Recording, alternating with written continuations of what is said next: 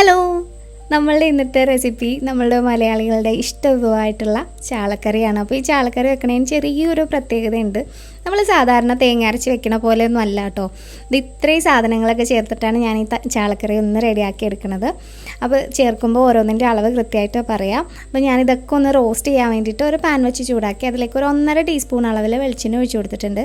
വെളിച്ചെണ്ണയൊക്കെ നന്നായിട്ട് ചൂടായി വന്നപ്പോൾ ഒരു 1/4 ടീസ്പൂൺ അളവിൽ ഉലുവ ഒന്ന് ചേർത്ത് പൊട്ടിച്ചെടുക്കാം കേട്ടോ. അപ്പോൾ ഉലുവയൊക്കെ നന്നായിട്ടൊന്ന് പൊട്ടിക്കഴിഞ്ഞപ്പോൾ അതിലേക്ക് ഒരു 1/4 ടീസ്പൂൺ വളരെ കുറച്ച് മാത്രം കടുക് ചേർത്ത് കൊടുക്കുകയാണ്. അപ്പോൾ കടുക് നമ്മൾ വളരെ കുറച്ച് ചേർക്കുള്ളൂ. ശരിക്കും ചാളക്കറിയിൽ കടുക് ചേർക്കുന്നവരൊക്കെ വളരെ അപൂർവമായിരിക്കും. അപ്പോൾ കടുകൊക്കെ പൊട്ടിയതിന് ശേഷം ഒരു 3.5 ടേബിൾ സ്പൂൺ അളവിൽ മുഴുവൻ മല്ലിയാണ് എടുത്തേക്കുന്നത്.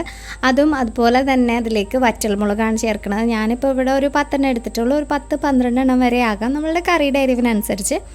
അപ്പോൾ അതും കൂടെ ചേർത്തിട്ട് ഈ മല്ലിയും മുളകും ഒന്ന് പാതി റോസ്റ്റ് ആവണ വരെ നന്നായിട്ടൊന്ന് വഴറ്റി കൊടുത്തിട്ടാണ് നമ്മളിതിലേക്ക് ചെറിയുള്ളിയും അതുപോലെ തന്നെ ചെറിയൊരു പീസ് ഇഞ്ചിയും ചേർത്ത് കൊടുക്കുന്നത്. ചെറിയുള്ളി ഏകദേശം ഒരു 10-15 അല്ലി ഉണ്ടാവും. ഇഞ്ചി ചെറിയൊരു പീസാണ്. അപ്പോൾ അതൊക്കെ നന്നായിട്ട് വാടി വന്നപ്പോൾ ഞാൻ അതിലേക്ക് കുറച്ച് കറിവേപ്പില കൂടി ചേർത്തിട്ടുണ്ട് കേട്ടോ. അപ്പോൾ ഇതൊന്ന് നമുക്കൊന്ന് പതിയെ ഒന്ന് ആറാൻ വേണ്ടി വെക്കാം. ചൂടൊക്കെ മാറിക്കഴിഞ്ഞിട്ട് ഇതുപോലെ മിക്സിയുടെ ജാറിലേക്ക് ഇട്ടിട്ട് നന്നായിട്ടൊന്ന് അരച്ചെടുക്കണം. അപ്പോൾ അരച്ചെടുക്കുമ്പോൾ കുറച്ച് ഡ്രൈ ആയിട്ട് തോന്നുകയാണെന്നുണ്ടെങ്കിൽ കുറച്ച് വെള്ളം കൂടി ചേർത്തിട്ട് ഇതുപോലെ നല്ലൊരു പേസ്റ്റ് ആക്കണം. നമ്മുടെ ഈ പേസ്റ്റ് നല്ല പേസ്റ്റ് ആയാൽ മാത്രമേ കേട്ടോ നമ്മളുടെ കറിക്ക് നല്ലൊരു കുറുക്കം കിട്ടുള്ളൂ. മല്ലിയൊക്കെ ഒരുപാട് ഇട്ടേക്കണോണ്ട് തന്നെ നല്ലൊരു ഗ്രേവിയാണ് നമുക്കിതിന് കിട്ടുന്നത്. തേങ്ങ ഒന്നും അരക്കേണ്ട ആവശ്യമില്ല കേട്ടോ. അപ്പോൾ നമ്മൾ ഈ കറിയൊക്കെ റെഡിയാക്കണേന് തൊട്ട് മുന്നേ തന്നെ ഒരു നെല്ലിക്ക വലിപ്പത്തിൽ വാളംപുളി ഉപയോഗിച്ചിട്ടാണ് ഇത് ചെയ്യുന്നത്. വാളംപുളി ഞാൻ വെള്ളത്തിലൊന്ന് കുതിർത്ത് വെച്ചിട്ടുണ്ടായിരുന്നു. അത് പിഴിഞ്ഞ വെള്ളമാണ്. അപ്പോൾ ആ വാളംപുളി ഫുള്ളായിട്ട് ഞാൻ ഇതിലേക്ക് ചേർത്തിട്ടുണ്ട്. ഇനി ആ ഒരു എക്സ്ട്രാ ഗ്രേവിയുടെ ആ ഒരു തിക്നെസ് കുറയ്ക്കണത് വെറുതെ വെള്ളം ഒഴിച്ചിട്ടാണ് കേട്ടോ. ശരിക്കും പറഞ്ഞാൽ ഈ കറിയുടെ മെയിൻ ടേസ്റ്റ് എന്ന് പറഞ്ഞാൽ പുളിയാണ് മെയിൻ ടേസ്റ്റ്. ശരിക്കും കപ്പയൊക്കെ വളർത്തി കഴിഞ്ഞാൽ കൂടെ കഴിക്കാൻ പറ്റിയൊരു കറിയാണ് കേട്ടോ. അപ്പം ഞാനിത് കുറച്ചും കൂടെ വെള്ളം കൂടെ ഒഴിച്ചിട്ട് കറക്റ്റ് ആ ഒരു പാകത്തിന് തിളപ്പിക്കാൻ വേണ്ടി വെക്കാണ്. അപ്പോൾ ആവശ്യത്തിന് ഉപ്പ് കൂടി ചേർത്തിട്ട് നന്നായിട്ടൊന്ന് തിളക്കണ വരെ ഒന്ന് വെയിറ്റ് ചെയ്യാം. കൂടെ കുറച്ച് കറിവേപ്പിലയും കൂടി ഇട്ട് കൊടുക്കാം കേട്ടോ. ഇനി നമുക്കിത് മൂടി വെച്ചിട്ട് ഒന്ന് തിളക്കണ വരെ വെയിറ്റ് ചെയ്യാം. അത് കഴിഞ്ഞിട്ടാണ് നമ്മൾ ചാളയൊക്കെ ഇതിലേക്ക് ഇടുന്നത്. അപ്പോൾ മൂടിയൊക്കെ വെച്ചിട്ടുണ്ട്. ഇനി ഒരു തിളക്കണ വരെ വെയിറ്റ് ചെയ്തിട്ട് തിളച്ച് കഴിയുമ്പോൾ നമ്മൾ തുറന്നിട്ട് നമ്മൾ ചാളയൊക്കെ കഴുകി വൃത്തിയാക്കി വെച്ചിട്ടുണ്ട്.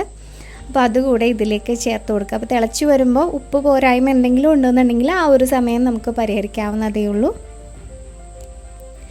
ഇനി ഈ ചാളയും ഇതിൽ കിടന്നിട്ട് നന്നായിട്ടൊന്ന് വേകണം. അപ്പോൾ ചാളയൊക്കെ ഇട്ട് കൊടുത്തു കഴിഞ്ഞിട്ട് ജസ്റ്റ് ഒന്ന് മിക്സ് ചെയ്താൽ ചാറൊക്കെ എല്ലായിടത്തും ഒരുപോലെ ആക്കിയിട്ട് ഞാനൊന്ന് മൂടി വെച്ചിട്ട് വീണ്ടും ഒന്ന് കുക്ക് ചെയ്യാൻ പോവാണ്. അപ്പോൾ ചാള വേഗണ വരെ കുക്ക് ചെയ്ത് കഴിയുമ്പോൾ നന്നായിട്ട് എണ്ണയൊക്കെ തെളിഞ്ഞ് നല്ലൊരു കളറൊക്കെ ഇത്തിരിയും കൂടെ ഡാർക്കായിട്ട് മാറിയിട്ടുണ്ടാവും. ഇപ്പോൾ നമ്മുടെ കറിയൊക്കെ റെഡി ആയിട്ടുണ്ട്. എക്സ്ട്രാ നമ്മൾ വെളിച്ചെണ്ണയൊന്നും ഇതിലേക്ക് ഒഴിച്ചിട്ടില്ല. വഴറ്റിയ വെളിച്ചെണ്ണ മാത്രമേ ഉള്ളൂ. അപ്പോൾ ഞാൻ ജസ്റ്റ് ഒന്ന് താളിക്കുന്നുണ്ട് കേട്ടോ. താളിക്കുന്ന വേറെ ഒരുപാട് സാധനങ്ങളൊന്നുമില്ല. ജസ്റ്റ് വെളിച്ചെണ്ണ ഒന്ന് ചൂടാക്കിയിട്ട് അതിലേക്കൊരു 3-4 അല്ലി ചെറിയുള്ളി ഒന്ന് ചെറുതായിട്ട് അരിഞ്ഞിട്ട് ജസ്റ്റ് ഒന്ന് താളിക്കുകയാണ്. അപ്പോൾ താളിക്കൽ നിർബന്ധം ഇല്ലയെന്നുണ്ടെങ്കിൽ ഡയറക്റ്റ് നമ്മൾ നേരത്തെ ചെയ്തത്രയും മാത്രം ചെയ്താൽ മതിയാവും. താളിക്കണമെന്നുള്ളവർക്ക് വേണമെന്നുണ്ടെങ്കിൽ താളിക്കുക. അപ്പോൾ ഉള്ളിയൊക്കെ ചെറിയൊരു ബ്രൗൺ കളറിലേക്ക് മാറിക്കഴിയുമ്പോൾ കുറച്ച് കറിവേപ്പിലയും കൂടി ഇട്ടിട്ട് നമുക്ക് ഗ്യാസ് ഓഫ് ചെയ്യാം. അത് കഴിയുമ്പോൾ നമ്മളുടെ കറിയിലേക്ക് ഡയറക്റ്റായിട്ട് ഒഴിച്ചിട്ട് ചൂടോടുകൂടി തന്നെ കഴിക്കാം. അപ്പോൾ ഊണിനാണെന്നുണ്ടെങ്കിലും കപ്പ ഉലർത്തിയതിൻ്റെയൊക്കെ കൂടെയാണെന്നുണ്ടെങ്കിലും സൂപ്പർ കോമ്പിനേഷനാണ്. അപ്പോൾ തീർച്ചയായിട്ടും ചാളയൊക്കെ കിട്ടുമ്പോൾ ഈ ഒരു വെറൈറ്റിയും കൂടെ ചെയ്ത് നോക്കുക. കൂടുതലും നെയ്യുള്ള സമയത്ത് ചെയ്യണതായിരിക്കും കേട്ടോ കൂടുതൽ ടേസ്റ്റ് ഉള്ളത്. അപ്പോൾ തീർച്ചയായിട്ടും ഈ റെസിപ്പി ട്രൈ ചെയ്ത് നോക്കുക. അതുപോലെ തന്നെ ഇഷ്ടമായിട്ടുണ്ടെങ്കിൽ തീർച്ചയായിട്ടും വീഡിയോ ഒന്ന് ലൈക്ക് ചെയ്യുക. നിങ്ങളുടെ ഫ്രണ്ട്സിനും ഫാമിലി മെമ്പേഴ്സിനും ഒക്കെ ഒന്ന് ഷെയർ ചെയ്ത് കൊടുക്കുക കേട്ടോ. വീണ്ടും ഇതുപോലുള്ള നല്ല നല്ല വീഡിയോസുമായിട്ട് ഇനിയും കാണുന്നവരെ stay safe, take care, by.